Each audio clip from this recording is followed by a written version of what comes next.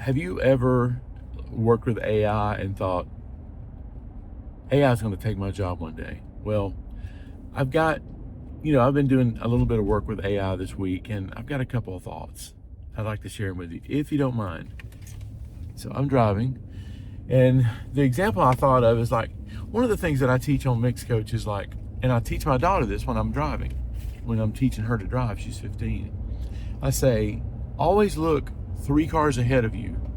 Don't just look at the car in front of you, because by the time that car slams on their brakes, it's too late. Look 3 cars in front of you, because the 3 cars in front of you are going to be the indicator of what the car right in front of you is going to do. So what does that have to do with AI? Well, here's what it has to do with AI. AI is here. It's not going away, and it's great. I used it yesterday. But so here's the stats that I looked up last night. 18% of all music uploads that are happening on Spotify and some of the major platforms, 18% are 100% created from AI. 18%, and that number is going to go up, I guarantee it. That's not including the stuff that is partially created in AI. 97% of the listeners can't tell the difference whether it's AI 100% or not. Matter of fact, I had a lady the other day that said, there's an artist I want you to listen to, they're amazing. So he gave it to me, and I thought, that sounds funny to me. That sounds like a voice I've heard before. And sure enough, I looked it up, and this blues artist that was on Spotify was a young Korean girl, and I forget her name, but it's 100% AI. And I was like, I don't want to, which is a whole nother subject, really. But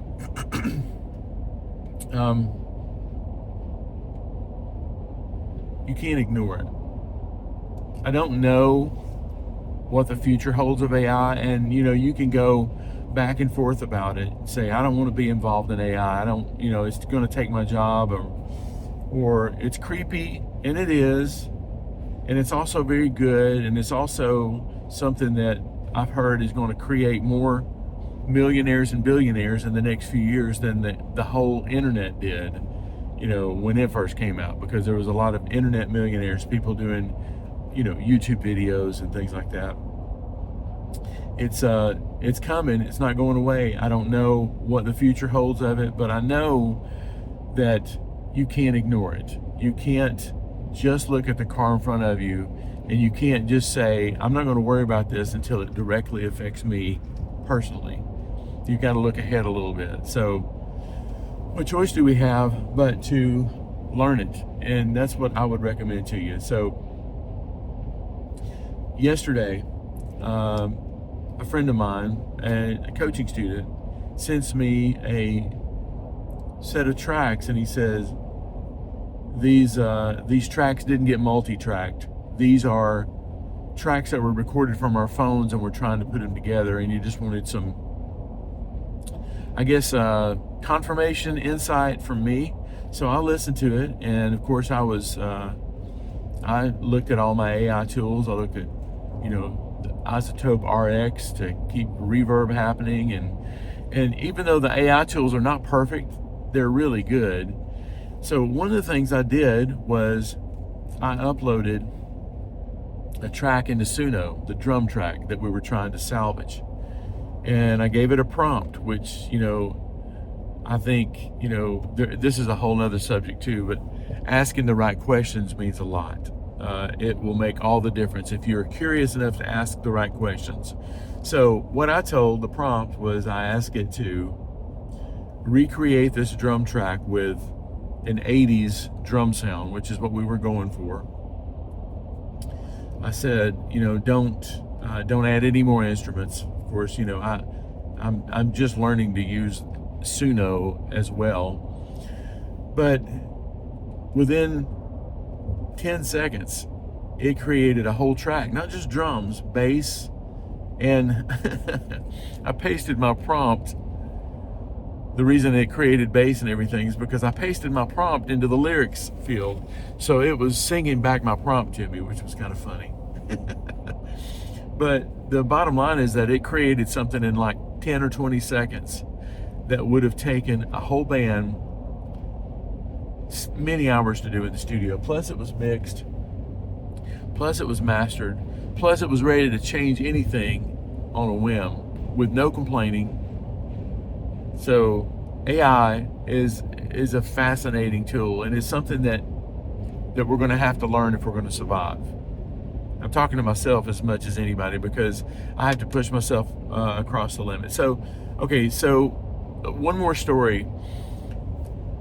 Back in I think it was the early 80s when I was just coming up, drum machines had just come out. The EMU emulator, drum emulator, the LinnDrum was out, the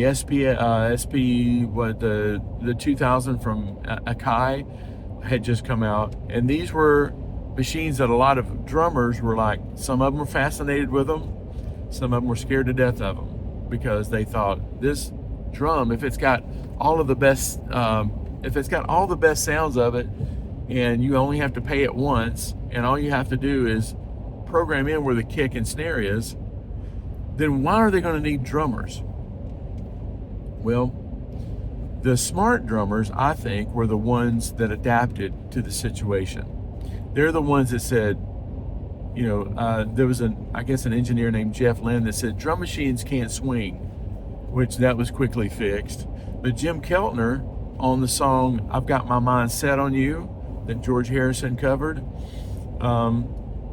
they had built a track on this and it's a famous beat, but that is an EMU emulator, drum emulator.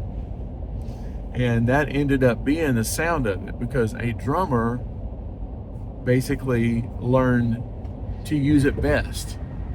Nobody's going to hear what a good mix is or what a good vocal is better than a musician who has spent years of their life learning their craft. So your best shot of getting in on the AI wave is in the beginning when everybody else is afraid of it. So the George Harrison song has a drum machine on it, and I think at that point probably everybody said, okay, well, maybe I can use this tool that I thought was formed against me, right? I just thought that was an interesting story that Jim Keltner was I love his drumming, but I love his drum machining too. So anyway, here's just a couple of tips. First of all, nobody's going to hear AI like you do. You are still probably able to tell whether it's real or not, and you can tell if a vocal is putting the emphasis on the wrong syllable. You can tell if the vocal lines up with the way you were thinking about it. Think of AI as not necessarily a replacement for you, but it's the world's fastest assistant. It's the assistant that can help you think of a line when you can't think of a line. Don't use it to 100% create a song. Use it to help you through a song. Don't use Suno to create your tracks. Maybe use Suno for your demo to get it going in the right direction. Maybe if you're tired of the same instrumentation you have, maybe you learn how to create prompts that are going to give you the advantage of the sound. So let me just end up by saying this. I heard this quote from somebody, probably somebody marketing to me, but I thought it was a quote, and I think about it every day. The question I asked was, are you going to lose your job to AI? And I would say no. The answer is you're not going to lose your job to AI. You're going to lose your job to somebody who knows how to use AI better than you do. So my advice to you is this: look a few more cars ahead. Look ahead of what is directly affecting you, and keep in mind that 3 cars up something is developing that's going to affect you. Look 3 cars ahead, and maybe you won't be caught by surprise, okay? All right, hope this helps. Check the link in the description. I've got something free for you down there, okay? Love you guys. Talk to you soon.